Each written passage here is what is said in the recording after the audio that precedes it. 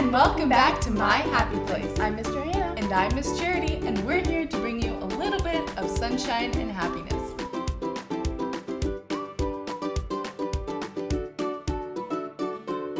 So yesterday we forgot to say our memory verse. So we're going to do it first thing so we don't forget today. And remember, today is our last day to review it. Then you tell your mom and dad after today's lesson and let us know and we'll send you something in the mail. Ready? Genesis 1:1 and 2. In the beginning, God created the heavens and the earth was without form and void, and darkness was upon the face of the deep. All right. I think we're getting it down pretty well. Should we have Charity say it by herself? Ooh. Okay, I think I got it. All right, let's see it. Genesis 1:1 and 2. In the beginning, God created the heavens and the earth was without form and void, and darkness was upon the face of the deep. Very good. Word Charity. perfect. That You want was to try? awesome. All right. Genesis 1:1 and 2. In the beginning, God created the heavens and the earth was without form and void, and darkness was upon the face of the deep. Thank you. That was good. So yesterday we learned about Joseph and how his brothers sold him into slavery and he got sent to Egypt. Well, we pick up the story today when Joseph is in Egypt and he gets sold again, and he is a servant in this big man's house. His name is Potiphar. Well, as he was working in Potiphar's house, he got accused of something he didn't do. Oh, no. And Potiphar sent him to prison. Well, as he was in prison, there were two other men who were also sent to prison. There's a butler in the king's house and the baker. Well, one night, both of those men had really weird dreams, and they went to Joseph because they were friends with Joseph, and they said, Joseph, both he and I had weird dreams, and we don't know what they mean. And Joseph said, if you tell me your dream, I'll ask God if he can help me explain what that dream means. So they told Joseph their dreams, and Joseph asked God for the interpretation of the dreams, and God revealed what the dreams meant to Joseph. Well, when the butler was released, Joseph asked the butler, he said, when you go back to Pharaoh's house, will you please tell him that I was unjustly put in prison, and ask him to release me, because the Pharaoh is the king of Egypt, so he can do whatever he wants. Well, the butler, when he went back, he forgot. Uh-oh. He got busy doing his job. What do butlers do? Butlers taste all the food in the king's court and make sure there's no poison in it, so nobody's trying to poison the Pharaoh or the king, and that was his job. Well, he got busy doing his job, tasting all the drinks and all the food, and he forgot about Joseph. Joseph. Good, he just forgot. So Joseph was still in prison. Well, one night the Pharaoh had a dream, and he couldn't go back to sleep because he was like, I know that there's the meaning behind these dreams. So in the middle of the night, as soon as he woke up from that other dream, he called in all of the other wise men, all of his wise men that were in the castle. And they were there to tell Pharaoh all the wise things that they knew. So he's like, if anybody can tell me what these dreams mean, it's these wise guys. And so he told them his dreams, and they were like, Pharaoh, we got to think about this a little bit, okay? So Pharaoh's like, yes, of course.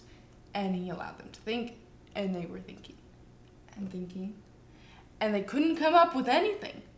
And, they sheepishly went back to Pharaoh and said, we don't know what these dreams mean. I'm sorry. Well, at this time, the butler remembered Joseph because Joseph had interpreted his dream. And so he went to the king or Pharaoh and said, Pharaoh, there was a man when I was in prison, and he could interpret dreams because he believed in God, and God would give him the meaning of dreams. And he interpreted my dream, and it came to pass. And he interpreted the baker's dream, and it came to pass. And I think he can help you with your dream. And so Pharaoh said, all right, butler, what is the man's name? Joseph.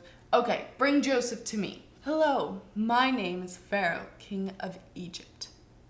Hello, my name is Joseph. I just came from the prison, and obviously my colorful coat has been stolen, and I only have white. So I heard that you interpret dreams. Well, the true meaning of dreams can only come from God, but God does reveal them to me. Yes. So I had 2 dreams last night, and I know they are connected somehow. They mean something. Can you help me? Well, I can try, but it is only God who can truly reveal dreams. Pretty sure he said that. So last night I dreamed that there were 7 fat cows grazing in the fields, and then came along 7 other cows, and they were very skinny and scrawny and ugly, and they ate up the 7 other fat cows. Now I went back to sleep and I had another dream. And this dream, there were 7 ears of corn on a stalk, and they were very fat and juicy and plump, and along came 7 other ears of corn, and they ate up the fat, juicy, plump ears of corn. Now, cows do eat things, mostly just grass, but corn does not eat anything. Please, can you tell me the meaning of this dream? So, Joseph, me, went and prayed and asked God what the meanings of these dreams were. Came back to Pharaoh and said, there will be 7 years of plenty in the land of Egypt. That is represented by the fat cows and the awesome big plump stalks of grain. There will also be 7 years of famine that will come. And those are represented by the 7 skinny cows and the 7 skinny, scrawny ears of corn. So what I think we should do is, as a country, we know that 7 years of plenty is going to happen, then 7 years of famine, which is when there's no food. I think that what we should do, we should plant as much as we can. We should harvest and use the 7 years that we have to prepare for the 7 years that we won't have any food. And then we will have enough that we can eat and not die during those 7 years of famine. Wow. Thank you, Joseph. And now I will promote you. You will not go back to prison, but you will be in charge of all the land under me, of course. Wow. I'm speechless. And you will do as you said and be keeper of all the grains and food of the land, and you will manage the storehouses. Hurrah! So sure enough, after 7 years, there was so much food in the land. There was an abundance, more than Egypt had ever seen before. And there was so much food. So sure enough, after 7 years of plenty, there were 7 years of famine, and there was no food. But thankfully, Joseph had stored up enough food to last them the whole famine long. Well, the famine spread to where Joseph's homeland was, where his brothers and his family lived, and they ran out of food. And soon they heard that there was lots of food in Egypt, and if they could come by it, they could have enough food to last them the rest of the famine.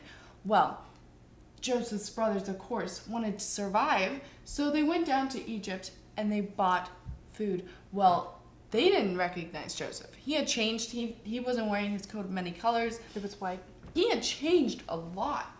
Do I look different now? But Joseph recognized his brothers. When Joseph told them who he was, his brothers were afraid. They remembered all the bad things they had done to Joseph, and they thought that Joseph would want revenge, and that he would try to kill them or sell them into slavery or something to try to get back at them.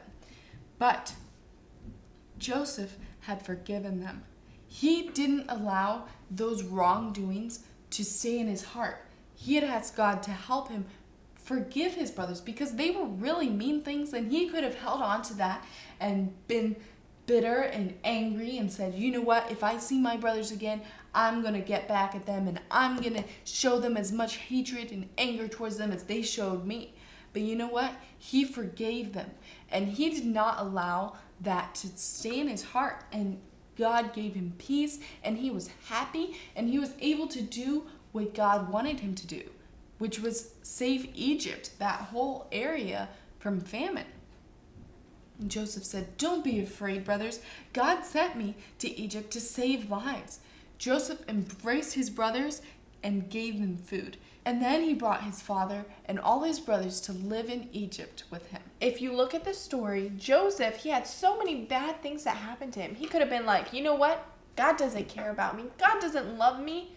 Obviously, tons of bad things are happening to me. So I don't need to worry about what God thinks or anybody else thinks. But he did right in the story, and God blessed him for that. So we can learn that every little thing that we do, God sees it and God knows, and he's watching us. So let's sing, "Oh, be careful, little eyes." Ready?